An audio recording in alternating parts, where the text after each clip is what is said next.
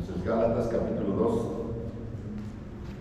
versículos 11 al 14, dice: pero cuando Pedro vino a Antioquía, le resistí cara a cara porque era de condenar, pues antes que viniesen algunos de parte de Jacobo comía con los gentiles, pero después que vinieron se retraía y se apartaba porque tenía miedo de los de la circuncisión.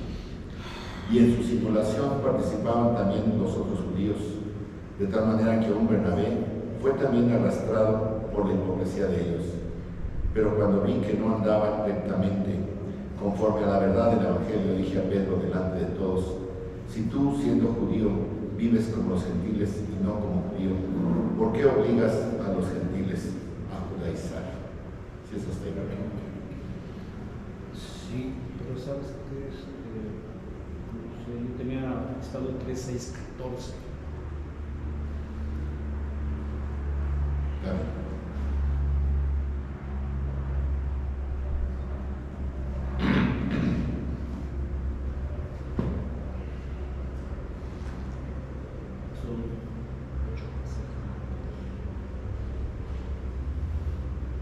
De todas formas, ahorita lo puedo.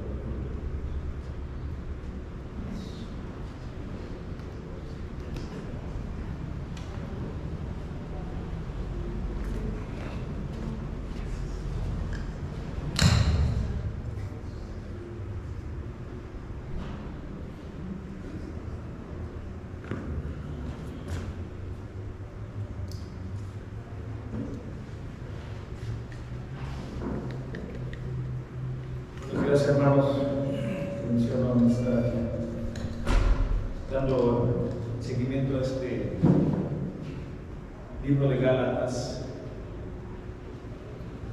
Vamos a iniciar con una oración. Padre bendito, cuántas gracias te damos esta mañana porque nos permites estar reunidos nuevamente en tu bendito y santo nombre.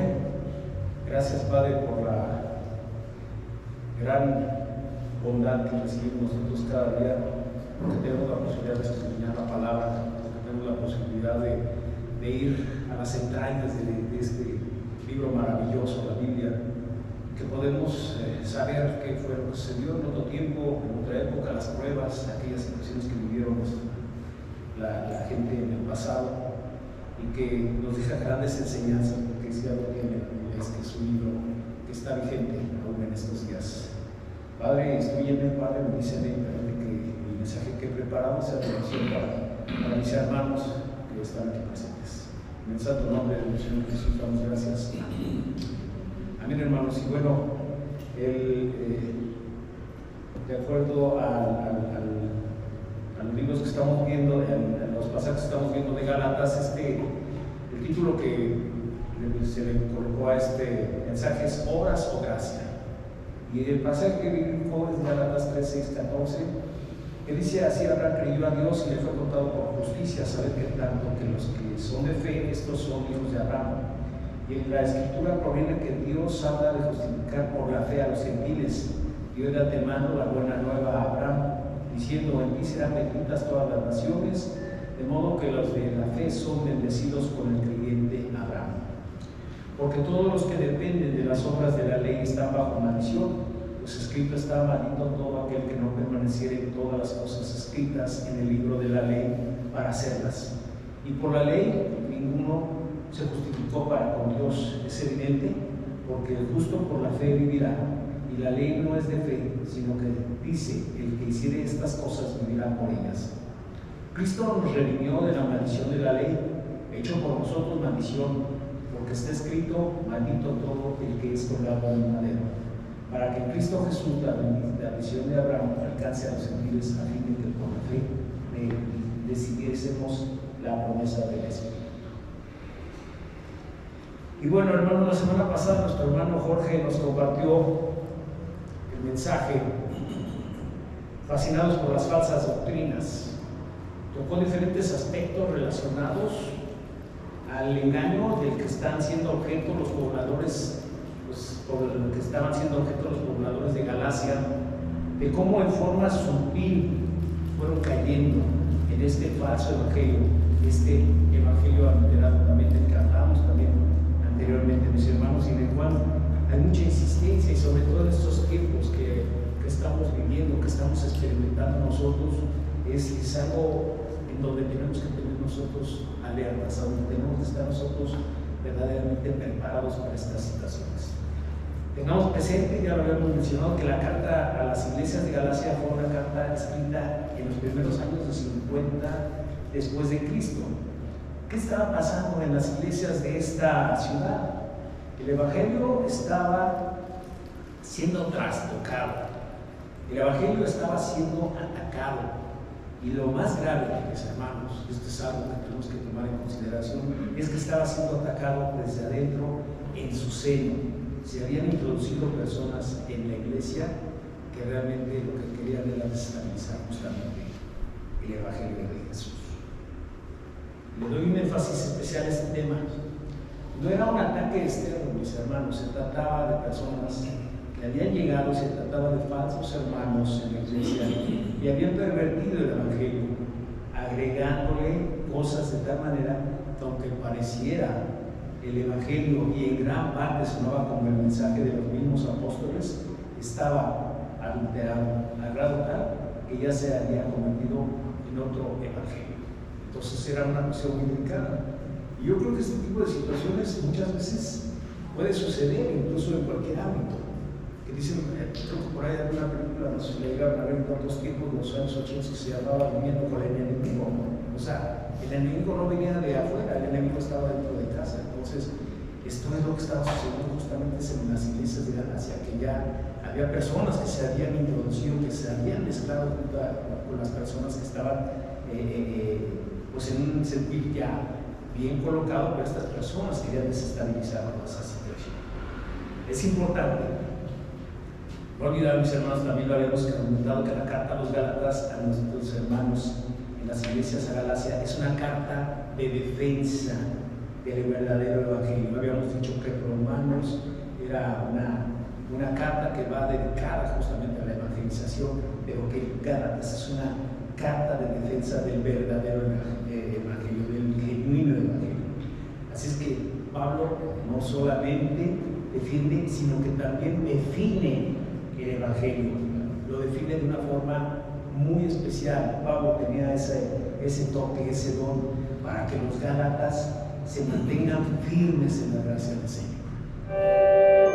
Pablo, como vimos en el capítulo 1, estaba sorprendido de que en muy corto tiempo, esto fue que nos sucedió, que le sucedió a Pablo, la sorpresa, lo agarró desprevenido, no podía creer lo que estaba sucediendo, de que los hermanos de Galacia se habían desviado para adoptar un evangelio diferente.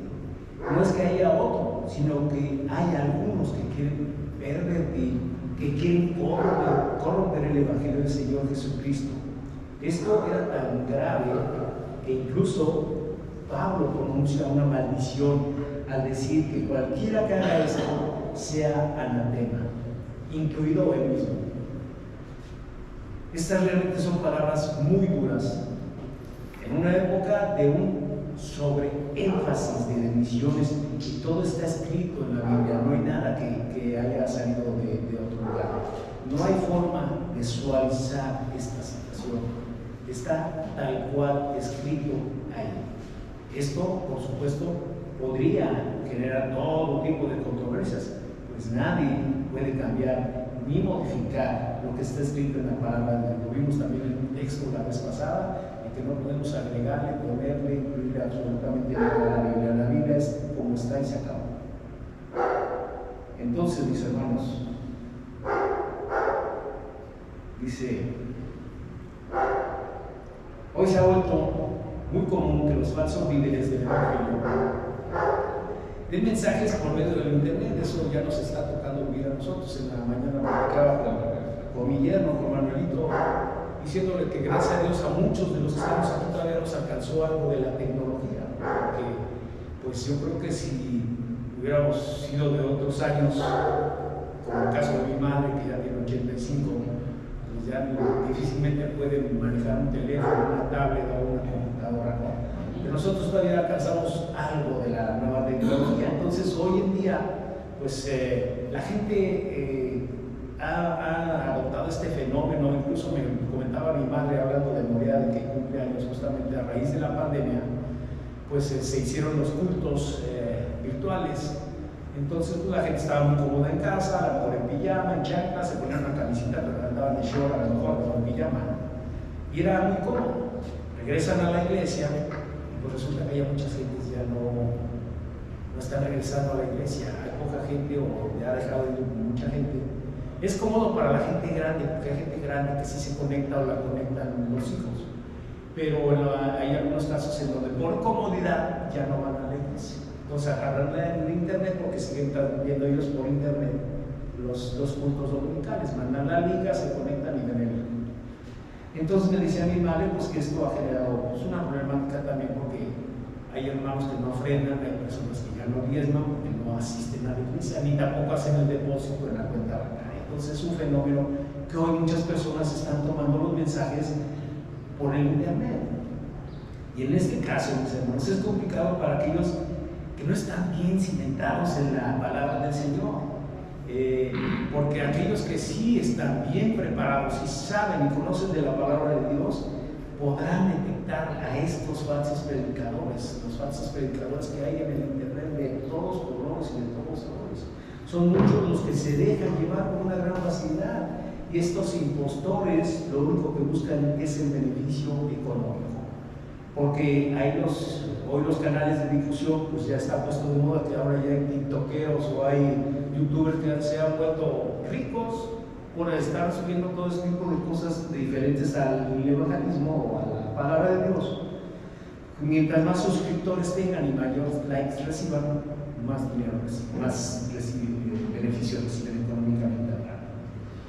Hablando del tema que nos ocupa, en la actualidad se ha vuelto una práctica peligrosa que muchos líderes pseudo religiosos están dirigiendo iglesias de diferentes denominaciones, desde las iglesias más pequeñas, mis hermanos, hasta las más ricas del mundo, sin quedar exentas las iglesias cristianas, lamentablemente.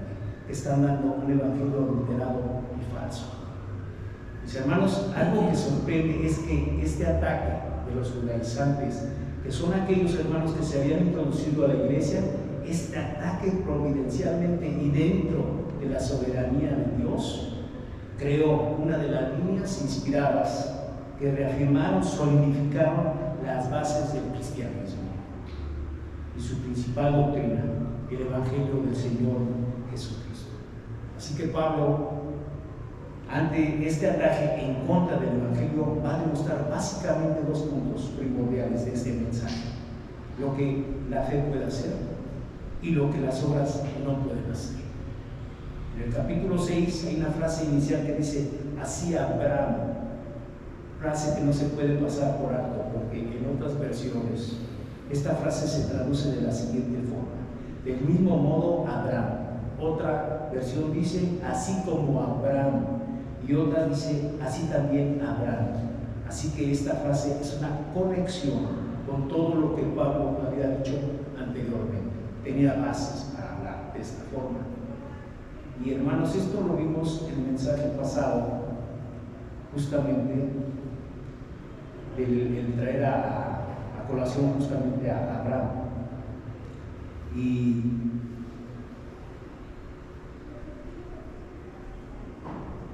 algo que sorprende es que el ataque de los judaizantes sea de aquellos hermanos que se habían introducido justamente a las iglesias. Así es que en el mensaje que vimos también en Gálatas 3, del 1 al 5, que lo voy a leer, dice: oh Gálatas insensatos, ¿quiénes os ha fascinado para no obedecer a la verdad? A vosotros, ante cuyos ojos Jesucristo ya ha presentado claramente entre vosotros como crucificado. Y Pablo hace una serie de preguntas a continuación que no las responde, no tienen las respuestas, porque saben que aquellos que van a escuchar estas preguntas pues tienen unas respuestas vagas o diferentes. Entonces dice Pablo en los siguientes versículos, en el versículo 2 del 3:1 que vimos la semana pasada: esto solo quiero saber de vosotros, ¿recibisteis el Espíritu por las obras de la ley o por la el oír con la fe. Y dice el 3, tan necios sois, habiendo comenzado por el Espíritu, ahora vais a acabar por la carne. Esto significa que habiendo comenzado por la gracia, por la obra del Espíritu Santo, que regenera corazones, ahora va a terminar creyendo que esto es una obra suya. Que tanto su salvación como permanencia es de ellos. Van a creer que todo esto es gracias a su esfuerzo. Esto es de lo que hemos hablado también en otros momentos, en otros mensajes, mis hermanos, en donde muchas personas se creen o piensan que por sus conocimientos, por sus dones, por sus capacidades pueden ellos sacar adelante su proyecto de vida sin necesidad de Dios. Y hoy, justamente platicando de las pseudo religiones y de los pseudo mensajes que tienen muchos, ya les he comentado que mis amigos pues como que andan buscando y se meten aquí, se meten allá y no encuentran saciedad en algún tipo de canal o en alguna situación en especial, o de plano se meten mucho y ya después se decepcionan y se van a otra y están brincando como chapulines de un lado para otro, ¿no? Y tengo un compañero en particular que dice que nosotros somos nuestros propios dioses, que nosotros podemos gobernar, que podemos ser felices porque nosotros tenemos esa capacidad, lo cual se me hace tan absurdo, ¿verdad? Continúa diciendo el versículo 4, tantas cosas habéis padecido en vano, si es que realmente fue en vano, aquel pues que os suministra el Espíritu y hace maravillas entre nosotros, lo hace por las obras de la ley o por el oír con fe. Lo que básicamente Pablo está diciendo a los hermanos de Galacia, que están tomando un evangelio que les hace creer que ellos tienen mérito en lo que son, en su salvación, porque son autosuficientes. Esto es algo verdaderamente inaudito, hermanos. Estos hombres, de cierta forma arrogante y carnal, creían, pensaban que Dios era su deudor, que los milagros que Dios hizo fueron hechos por sus buenas obras, porque se lo merecía, porque era una forma en la que Dios les estaba pagando. Si se dan cuenta, no hay respuesta, porque no tenían los argumentos justamente para poder defender esa postura. Pablo sabe que el Evangelio le fue expuesto a los Gálatas tan claramente que no era viable que siguieran otro Evangelio diferente. Y lo peor, tan pronto en el mensaje que compartí hace 15 días mencioné que era aproximadamente el año 50 después de Cristo. Realmente había pasado muy poco tiempo. No era mucho el tiempo que había pasado. Imaginen cuántos años de distancia estamos hablando nosotros. Ellos tenían 50 años, realmente no es comparado nada con los 1024 años en el que estamos viviendo en la actualidad, mis hermanos. Y después de Cristo realmente había pasado poco tiempo y ya comenzaba la batalla por el Evangelio. Después de muy poco tiempo ya comenzaban las luchas por el Evangelio, porque el reino que se nos opone nos quiere tener así, para que todo sea contaminado, para que nuestros cultos sean vacíos, para que toda nuestra integridad sea vana, nuestras ofrendas no tengan sentido, y no importa qué tan blanqueados estemos, no cuenta realmente nada de eso, si lo vemos como lo ven estas personas. Pablo repite estas líneas inspiradas por el Señor, como dije anteriormente, que se edificaron el fundamento que ya se puso para el establecimiento de toda iglesia cristiana, más allá de cualquier denominación. Este cristianismo básico y a la vez profundo, nuestra vida entera vamos a estar girando en torno a esto y nunca vamos a llegar al conocimiento pleno de la obra del Señor Jesucristo. Pongámonos en contexto, mis hermanos. Estos judaizantes eran muy radicales y los no judíos o gentiles, gente como nosotros, para estos judíos no era suficiente que creyéramos gentiles en Jesús. Tienen que judaizarse, tienen que circuncidarse y tienen que guardar el Antiguo Testamento como lo hacían los judíos. Si no lo hacen, no son salvos. Eran muy orgullosos de su arraigo, de su abolengo, de sus raíces, de sus antepasados, comenzando justamente por Abraham.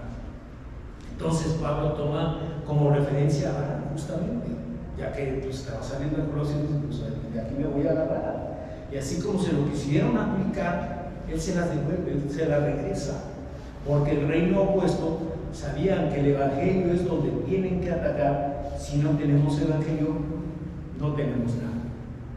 Pablo, inspirado por el Señor, decide no discutir ni convencernos si es bueno bañarse varias veces al día, si comer cerdo o no comer cerdo, o guardar tal día o no.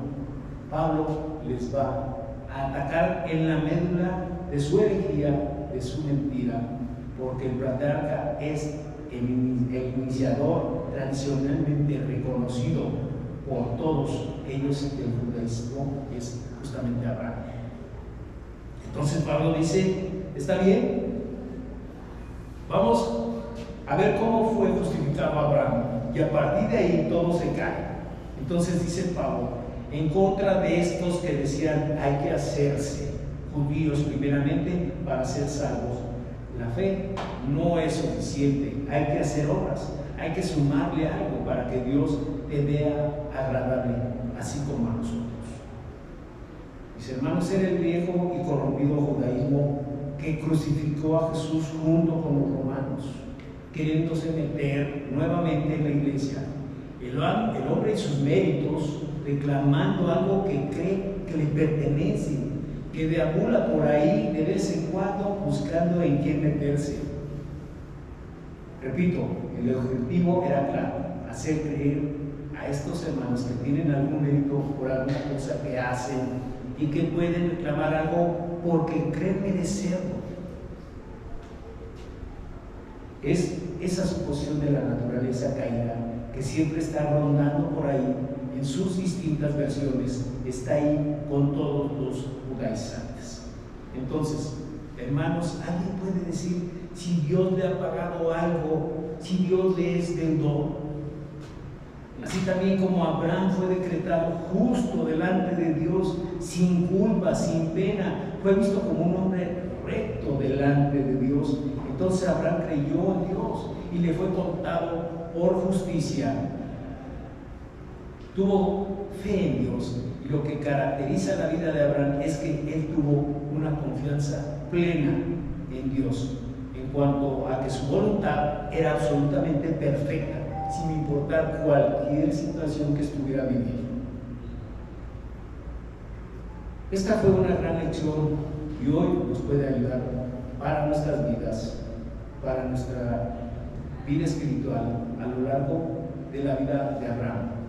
Podemos observar que tuvo pruebas su fe y tropezó varias veces, mis hermanos, pero a lo largo de su vida vimos a un hombre que se levanta y no pierde la confianza en el Señor. Él tropezó como tropezamos también nosotros, pero su vida se caracterizó justamente porque a pesar de todos esos obstáculos, él siempre volvía arrepentido y nuevamente volvía a confiar en el Señor, porque era el único en el que podía sostener al hombre, era el Padre de la fe.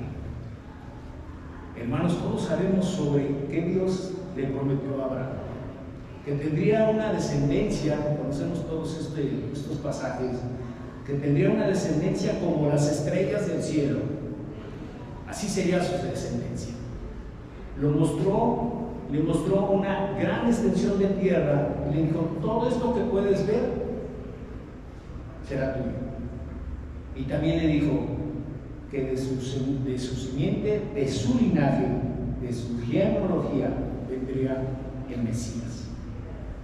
Ahora, hermanos, pensemos por un momento las ironías de la vida de Abraham, ya que de estas tres cosas Abraham no vio ninguna.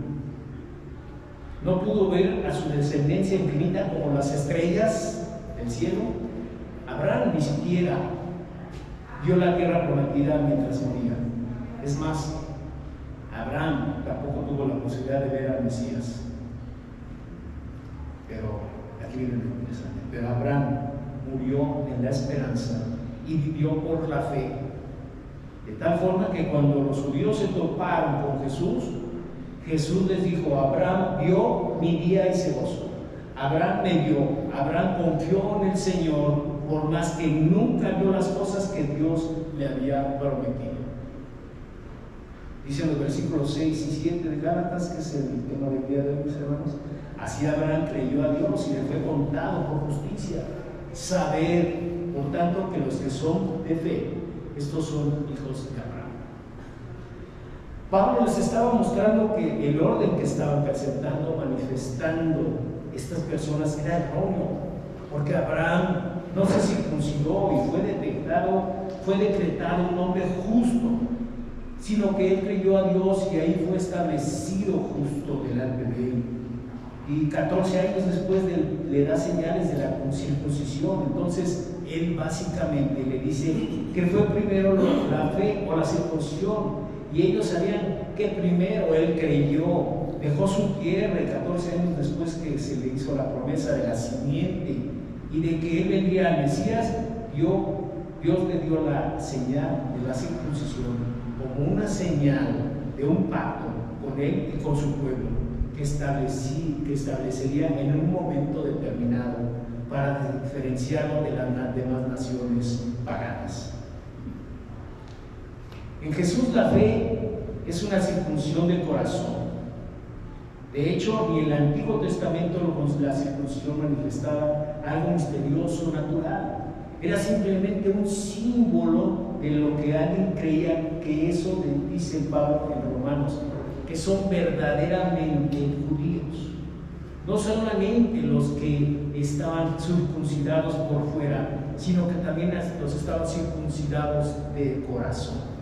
Básicamente, si esta circuncisión por fuera, por eso no representa lo que hay en tu corazón, la circuncisión es vana. Pablo le dice a los hermanos de Galacia: hermanos, sepan, tengan en cuenta esto, que los verdaderos hijos de Abraham no son los que tienen fe, como él la tuvo. Saber, por lo tanto, que los que son de fe, estos son los hijos de Abraham, y la Escritura proviene que Dios había de justificar por la fe a los gentiles. Esta Escritura, que fue inspirada por Dios, justificó y perdonó a los gentiles por medio de la fe.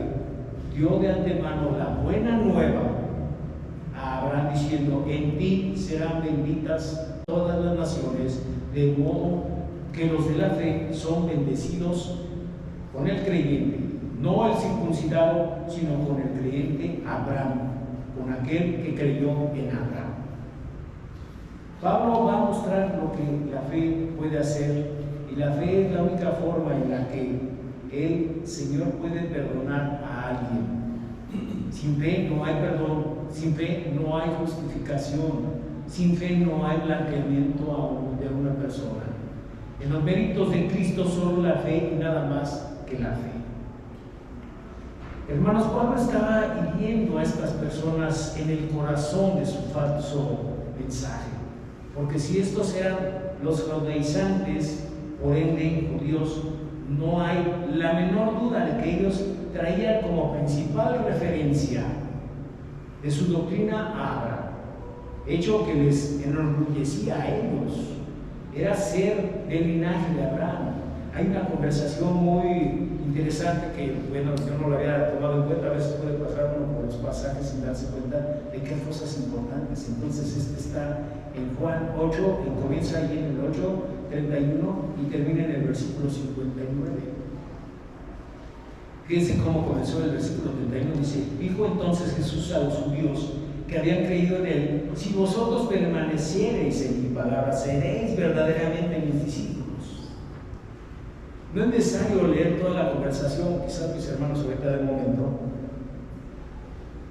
pero veamos cómo termina este pasaje en el versículo 59, que dice: tomaron entonces piedras para arrojárselas, pero Jesús se escondió y salió del templo, y atravesando por fe en medio de ellos se fue.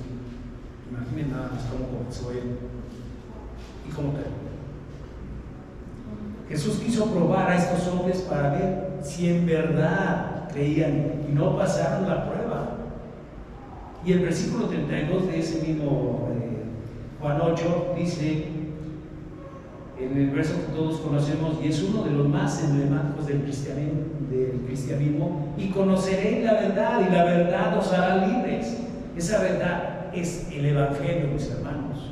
La verdad nos libera de muchas mentiras, de la verdad, pero esta verdad se refiere al Evangelio, porque la verdad nos libera también de la esclavitud del pecado, que es el contexto de este pasaje.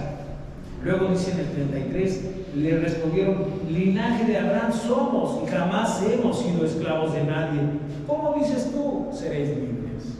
Fíjense nada más cómo van transgiversando las cosas. Parecería que los judíos se olvidaron muy pronto que a lo largo de su historia fueron esclavos de muchos poderosos.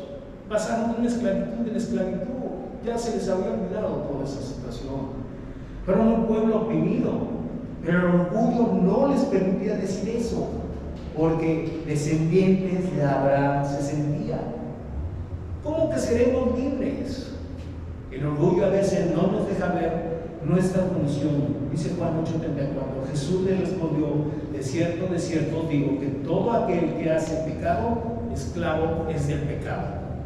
Eran esclavos del pecado también y no se daban cuenta. Es un pasaje interesante. Si tienen la oportunidad de leer, se lo recomiendo, hermanos. Continuamos, mis hermanos, en el siguiente versículo y vamos a ver lo que las obras no pueden hacer. Dice el versículo 10: porque todos los que dependen de las obras de la ley están bajo maldición, pues escrito está: maldito todo aquel que no permaneciera en todas las cosas escritas en el libro de la ley para hacerlas. Qué palabra tan dura. Dios no va a considerar las buenas cosas que habían hecho y nos aplica a nosotros también. Los hermanos de Gálatas tenían que entender que si confiaban en sus obras, estaban maldecidos. Y la vez pasada, en el otro mensaje que les compartí, hablábamos de las cosas buenas y las cosas malas, la balanza. Había más cosas buenas, pesaban más, pero también había cosas malas que finalmente iban a inclinar la balanza a lo ahora. El problema era que nadie podía cumplir la ley. Ese es un problema grave. Nadie podía cumplir la ley. Ninguno de nosotros podemos cumplir perfectamente la ley de Dios. Entonces este mandamiento que es para vida termina siendo para un mandamiento que nos condena y que nos mata. Es un tema complejo, porque tenemos una deuda con Dios. No tenemos méritos, hermanos, para quitar nuestros pecados. No tenemos esa capacidad. Así que aquí es a donde entra Jesús. Es el motivo por el que llega Jesús. Este es el mensaje que nos diferencia de las demás religiones, de las sectas o de las falsas creencias que hay en otros terrenos y denominaciones blasfémicas. Esta es la verdad que hay con la culpa, porque al final del camino, ¿qué va a pasar con lo que hicimos? Porque si hay un Dios, pues, santo y justo, que ha creado absolutamente todo, y como todo es suyo, nada es de nosotros, como todo es suyo, Él va a venir a demandar lo que hicimos con lo suyo, con lo que nos dio a nosotros. Nos va a demandar y decir: a ver, ¿qué hiciste con lo que yo te di? ¿Qué va a pasar al final con los hombres? ¿Qué va a pasar al final con las mujeres? Cuando lleguen al final de su camino y se encuentren ante Dios, dueño de todo, que tiene toda la autoridad para pedir explicaciones. ¿Qué va a pasar con sus deudas? ¿Qué va a pasar con las obras malas pendientes de pagar? ¿Qué va a pasar cuando llegue el juicio que hay con la deuda, que hay con la culpa? Esa es la pregunta que responde el Evangelio justamente. Ahí es donde vamos a encontrar la respuesta a esta situación. Veamos lo que nos dice el versículo 11. Y que por la ley ninguno se justifica para con Dios. Es evidente, porque el justo por la fe vivirá, y la ley no es de fe, sino que dice que el que hiciere estas cosas vivirá para ellas. Cristo nos redimió de la maldición de la ley, hecho por nosotros maldición, porque está escrito: maldito todo el que es colgado en un madero. Mis hermanos, al no poder cumplir la ley, estamos justamente malditos por Dios. Es algo muy fuerte también, son palabras muy fuertes, mis hermanos, pero hay gente que jamás ha escuchado esto. No predicamos el Evangelio para que tengamos un plan maravilloso para nuestras vidas. Predicamos el Evangelio para dejar de ser malditos por nuestras obras y nos podamos salvar. Cristo nos redimió, nos compró, pagó el precio de la maldición que teníamos encima, la maldición de la ley, hecho por nosotros maldición. Básicamente esta es la escena del esclavo del pecado presente, maldito justamente por lo que hicimos, es algo que se merecía. Esta es la condena por lo que somos. Viene Cristo y nos compra, nos redime. Jesús entrega esa maldición de parte de su propio Padre, y el Padre mismo descargó toda la maldición, todo el enojo que teníamos nosotros encima en su Hijo Jesucristo. Repito una vez más el versículo 13: Cristo nos redimió de la maldición de la ley, hecho por nosotros maldición, porque está escrito: maldito todo el que es colgado en un madero. En el judaísmo antiguo, un criminal era ejecutado, esto lo saben muchos, y como castigo ese criminal era amarrado a algún poste o era colgado de algún árbol, donde su cuerpo se colgaba hasta la puesta del sol, como una representación visible de que lo que había hecho lo ponía en un estado de rechazo de parte de Dios y era considerado maldito. Entonces, cuando atrapaban a algún delincuente, estafador, criminal, abusador, cualquiera que cometiera un delito, lo apedreaban, lo ejecutaban y lo colgaban, como un símbolo de que lo que había hecho lo había apartado de Dios y simbolizaba maldito por su mala conducta.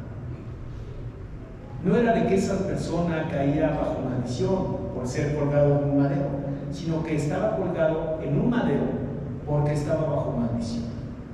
Jesús no fue hecho por nosotros maldición a causa de haber sido crucificado, sino porque cayó bajo maldición al cargar sobre sí nuestros pecados. Y el simbolismo de la maldición de Dios, Jesucristo, que cargó en nuestro lugar, es la cruz. El apartado de Dios por lo que hizo, pero Él no lo hizo nada, pero está ahí por nosotros. Él no había cometido ningún delito y estaba ahí por nosotros. Él está ahí como si Él hubiera cometido todas esas situaciones malas, todas las cosas que nosotros hicimos mal, en el Antiguo, en el Nuevo Testamento, lo podemos ver, mis hermanos.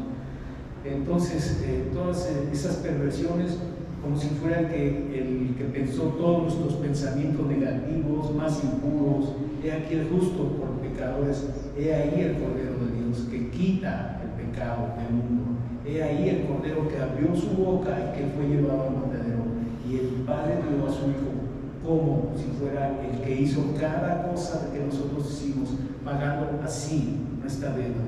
He ahí la copa que dijo: si es posible que pase, pero hágase tu voluntad y no la mía.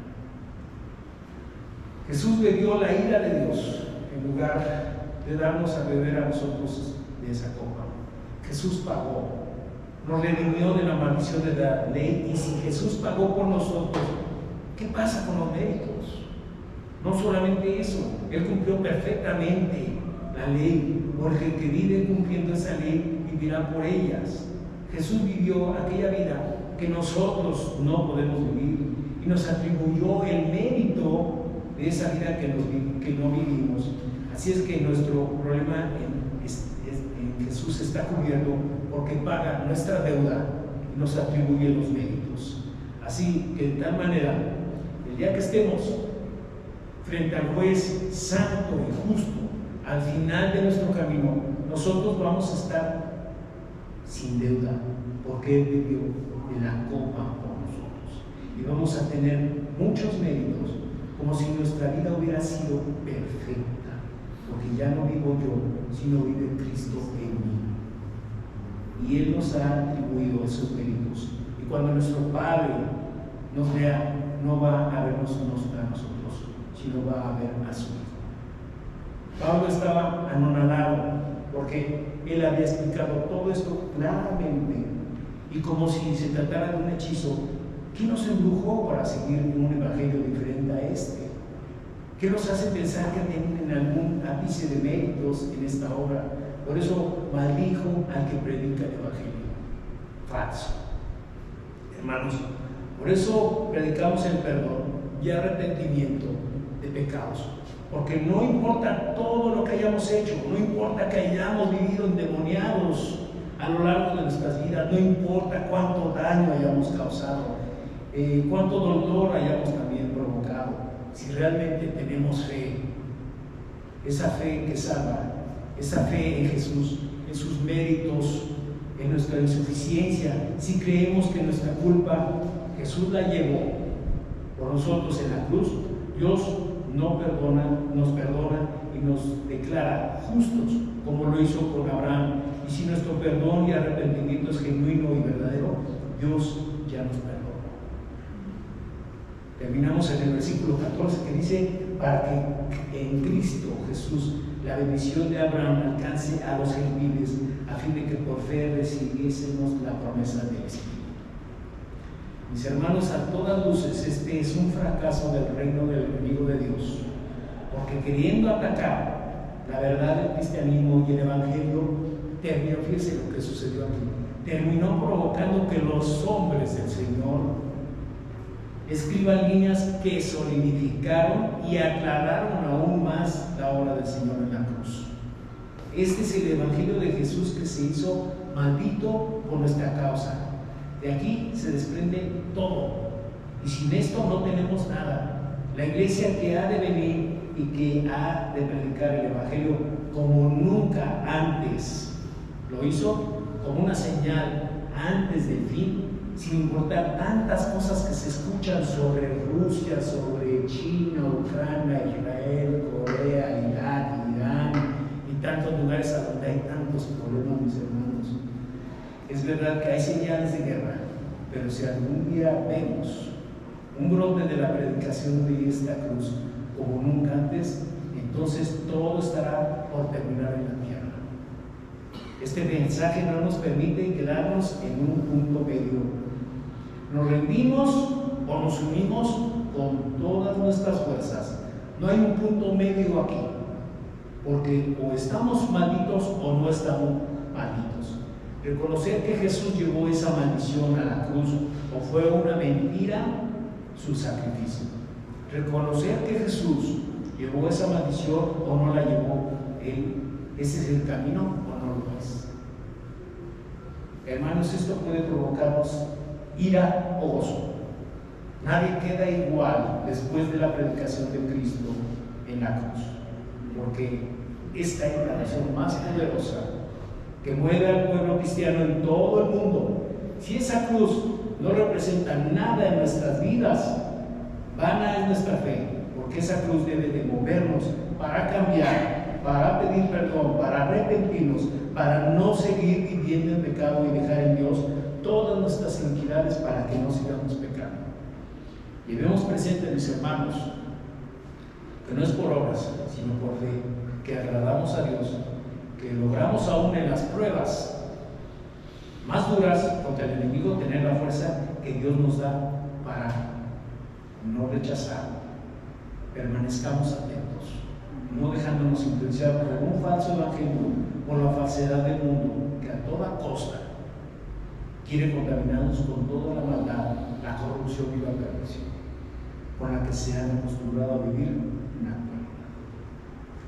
Padre bendito, cuántas gracias te damos, porque Padre podemos comprender y podemos escuchar lo que tú nos quieres decir con estos textos, Padre, tan importantes en la vida de Pablo cuando confrontó a estos hombres ahí en Galacia, y que nos dejan un claro ejemplo de que no es por obras, es por fe, donde nosotros tenemos que seguir trabajando, tenemos que honrar a nuestro Señor Jesús, que justamente subió esa cruz por nosotros. No tenía deuda, sin embargo Él pagó nuestras deudas. Gracias te damos en el precioso nombre del Señor Jesús.